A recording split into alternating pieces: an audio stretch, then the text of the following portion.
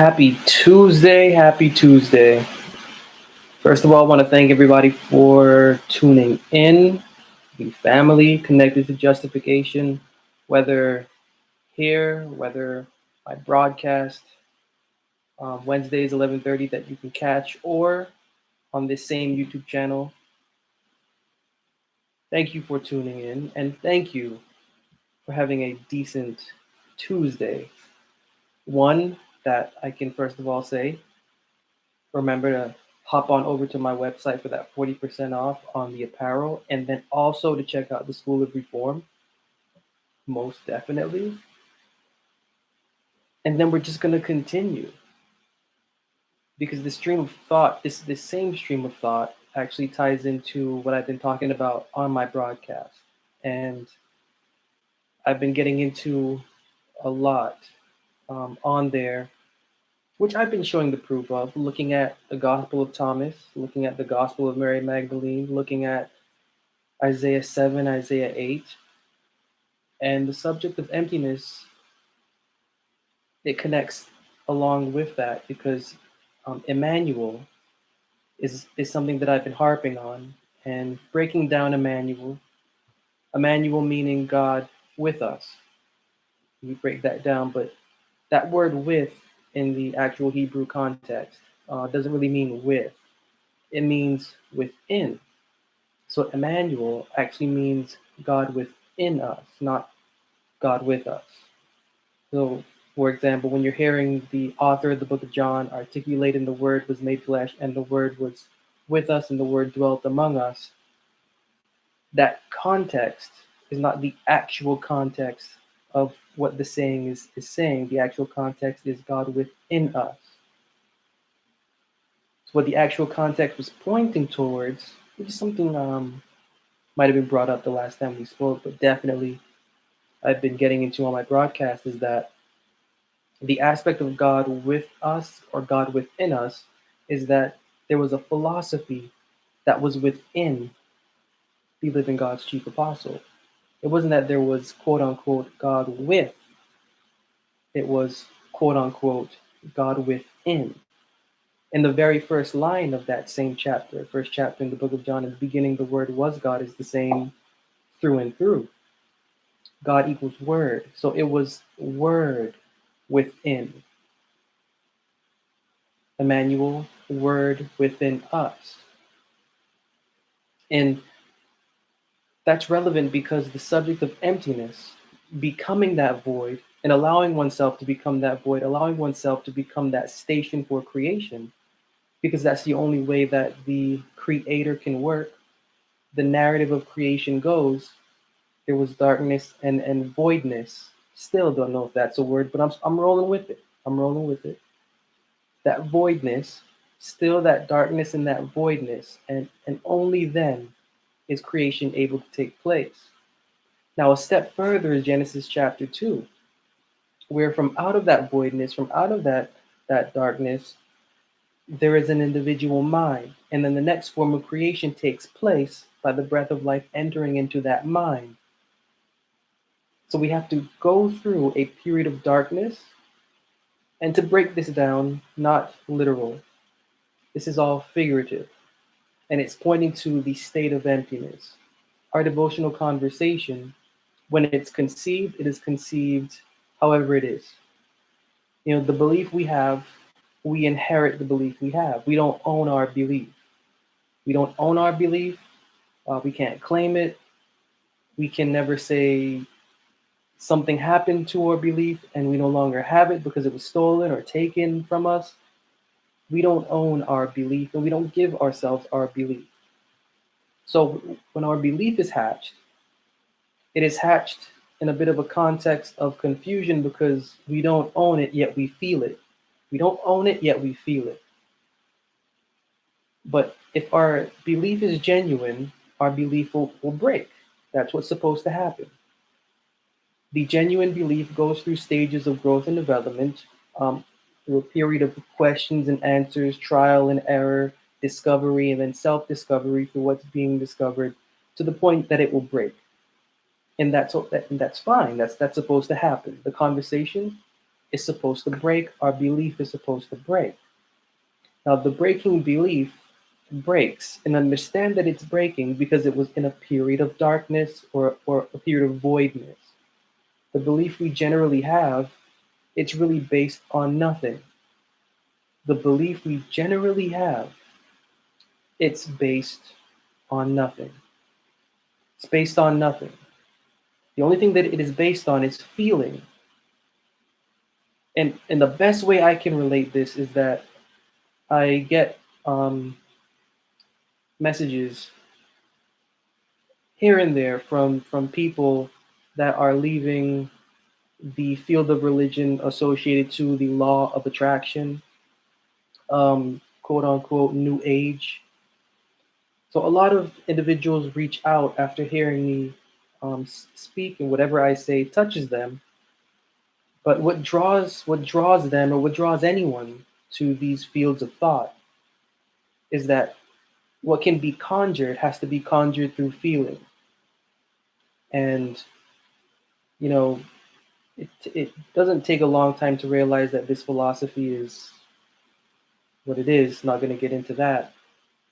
But the aspect of going through a spiritual experience through feeling and through manipulating feeling is not a positive one, and it doesn't connote a positive outcome. Um, maybe for some, maybe for a mind to click, you have to be at a time and a place in your life for it to click. But the feeling that is attached to that is a feeling that can run you down. And that running you down feeling is a feeling that allows you to know that the experience is missing something. And whatever the experience is missing, you're not getting it, you're going to look for it in other places. Our conversation is based off of feeling. We feel our belief so that we can attract whatever favor we imagine the divine eye or whatever divine eye to be giving to us.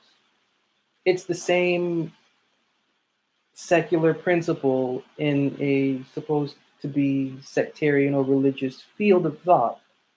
But the philosophy of doing for feeling to receive a return of well being doesn't do it for some minds. And the minds reaching out to me are these minds that are tired of not, going into the right direction of exercising their mental faculties, but suppressing them due to feeling. And when our conversation is born, our conversation is conceived through feeling. We feel good doing our practice of church or belief or Bible. And so, because it feels good, it is good. We get a return from the feeling. It's an exchange. And the more that we continue to do this exchange, it's the high that we get. And if our faith is genuine, and if it is guided genuinely, we will reach a point in our devotional experience, in our spiritual experience, where this experience that we have known is going to break. It's going to appear false. And it's supposed to break, and it's supposed to appear false because it is. It's at this point that we realize that we are and have been in error, or in darkness, or in voidness. And that's good, because that's point one of creation. Next point of creation is, after realizing the voidness and the darkness that we've been, or the error that we have been in, there then emerges a person. And that emerging person is an emerging mind, leading to the second creation, in which there was the breath of life added to that mind. So these stages of creation, from the point of emptiness to brokenness, or to brokenness to emptiness, and then to regeneration, these points of creation are articulated for us to exercise. And this exercise, Paul definitely spoke about in the book of Ephesians, where he said, "Put off your former conversation that is corrupt according to the deceitful lust, and be renewed in the spirit of your mind." So like everything that I just said for like the last 7 minutes or something, Paul just wrote in like 2 seconds. Because it's true. The experience isn't supposed to remain situated on a routine. The experience isn't supposed to be situated on a feeling. So the former conversation, the old man, Paul says, the old man is really an old mind. It is an old mind of devotion. The old mind of devotion functions through deceit and through lust. The old mind of devotion functions through deceit and through lust. So the old mind of devotion is a form of devotion that falsely stimulates our human being through feeling. It is through the stimulation of feeling that we deceive our human being to believing that the experience is credible. And the more that that deception continues, we will continue to lust or to desire or to crave that experience because it gives us a certain high, a certain comfort, a certain memory. We get nostalgic from it. And the advice is put off, and this isn't even coming from me, this is coming from the Bible. That's what's so cool about it. Put off your former conversation, your old man, and be renewed in the spirit of your mind and put on the new man. Again, this is not a new man because women are included in this. This man is figurative, and it figuratively illustrates or represents mind. There is an old mind of devotion. There is a new mind of devotion. The old or the former mind of devotion, or the old or the former conversation, is a conversation that needed prescriptions to feel right. The new mind of devotion, or the new mind of devotional character, Paul goes on to continue, is created. So there's a difference. There's a difference. There was no creation going on when we felt as if we were serving quote unquote God. There was no creation going on. The feeling was actually stopping the creation from taking place. The more we felt our praise when we sang, the more we felt our devotion as we sit there and listened, the more we felt our consecration as we heard the tinkling in the plate passing around of the money, the more we felt decent due to the camaraderie into the community that we were, you know, put in and put ourselves in. The more we felt the experience, it was the more deceived we were. And that's the point. Paul says that the old or the former conversation is deceitful and is lustful, and that it must be put off because it is. That's not the kind of experience that we as human beings should be having. We as human beings should not be using quote unquote church to feel good. We shouldn't be using the Bible, even we don't read it, but we're saying we love the Bible because it makes us feel good. Like, that's not a right experience. A right experience is being renewed, as Paul says, in the spirit of your mind. That means not feeling good about being a Bible student. That means actually having the mind refreshed from the words within it. And then doing more than being renewed in the spirit of your mind, the scripture continues by saying, and to put on the new man, which is renewed in knowledge by the one that created him, created in righteousness and justly. So there's the step of one, putting off the former or the old conversation of the old man or mind. Step two of being renewed in the spirit of your mind. And then step three of embracing the creation. So it's a three-step process, but the first process is realizing the brokenness that we have to go through when it comes to our conversations, fraudulence. Understanding that our conversation is fraudulent is what the Bible advocates for us to understand and accept and experience. Our faith is conceived, it's said in plain terms, in a lie. Our belief is conceived in a lie.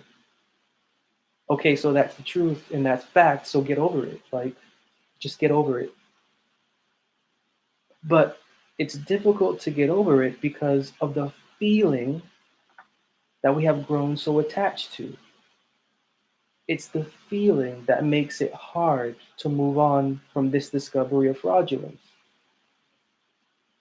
So all of those years of feeling, they have now served when our experience, when our devotional or spiritual experience is wanting to bud and is wanting to grow. It is the feeling that we are attached to that's actually retarding that. It's causing that to fall back in its growth. And so now we hate our spirituality because our spirituality hates our feeling. And that's not in sure, we're human. Let that be what it will be. Let that be what it will be. But you have to get over that. You have to move on. And each one of us are not going through the same thing in our spiritual experience, in our philosophical experience, in our devotional experience, but we each fall into this category of needing to embrace a form of emptiness in order to move on in our experience for the sake of our human growth and development. Because at the end of the day, that's really what it comes down to. Like, forget Bible, forget spirituality, forget your belief, forget what you take confidence in, forget what you see as a lie, forget what exists, forget what doesn't exist, like forget it all. It comes down to your human growth and development. And if the feeling you have is now a form of insult,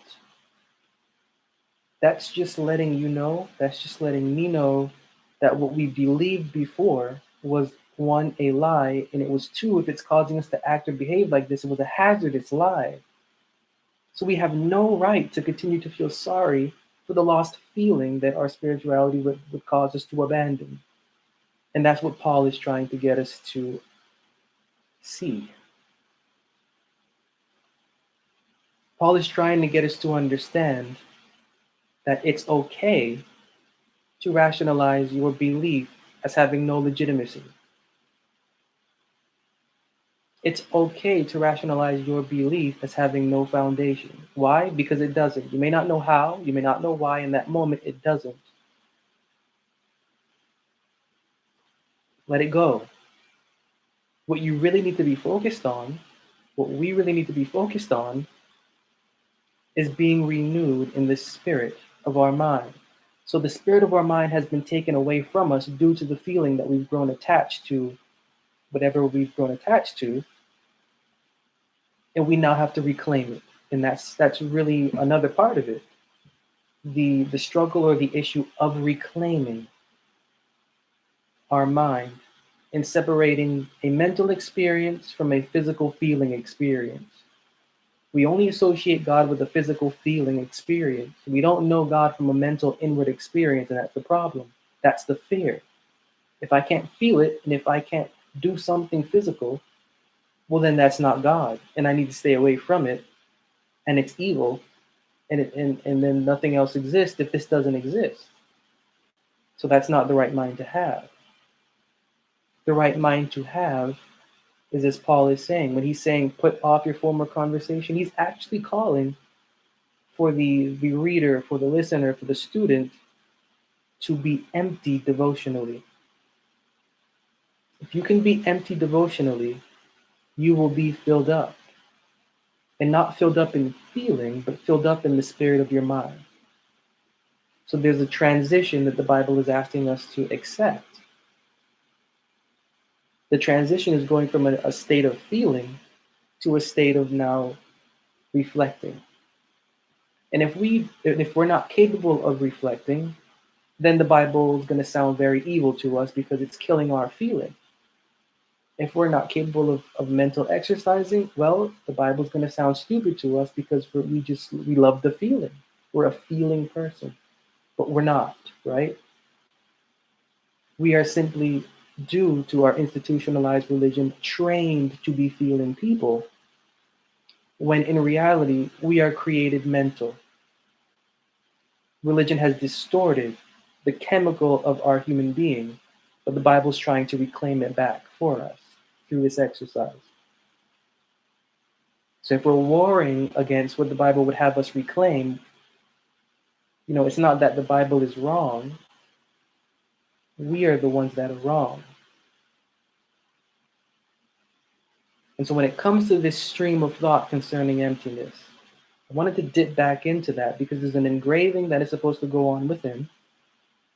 And that engraving can only take place as we accept the separation, as we accept the alone time that we need to have with our faith, with our character. So taking that into consideration, spend this week with alone time with yourself, alone time with your faith, alone time with your character, even in hard times, even in struggles, as difficult as it may be. Remember that it's all for creation. Take care.